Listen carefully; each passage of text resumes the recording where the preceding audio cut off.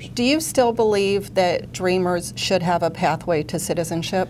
Well, I don't want to negotiate through the media on what this package will look like. But your own belief. But I do believe that kicking these 800,000 kids out to countries that they've probably not been to since they were toddlers, in countries that speak languages they may not even know, is not in our nation's interest.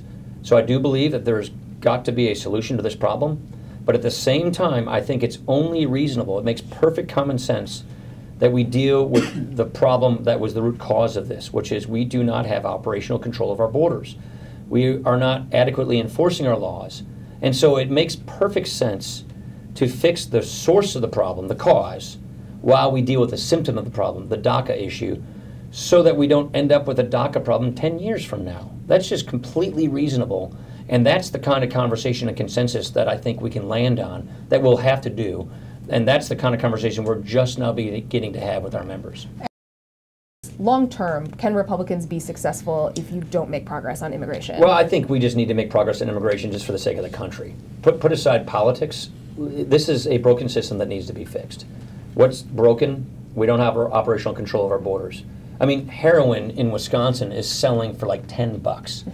So we have a serious problem that affects all communities with respect to our borders. We have an undocumented population that is kind of out there in limbo. We've got labor shortages in areas like agriculture and high tech that are holding back growth. And I really do believe we need to fix this entire system. I don't think we can do it in one big bill. I just never thought those efforts really were going to be successful because they'll collapse under their own weight. Well, I think a wall actually works. I think a wall. Look, the reason I say that is because I went down to the Rio Grande and the Border Patrol themselves told me, yeah, there are certain spaces where we actually need a physical barrier. There are certain places, but not the entire length of the border. I agree with that. That's right. So I think circumstances on the ground should dictate what you need at various places. Some places in mountainous areas you need something like a smart fence. In parts of the Rio Grande River Valley, you need a levee because there's a huge flooding issue. So there are circumstances on the ground that should dictate how we do border security. But doing border security should be not a negotiable thing. We should have security of our borders.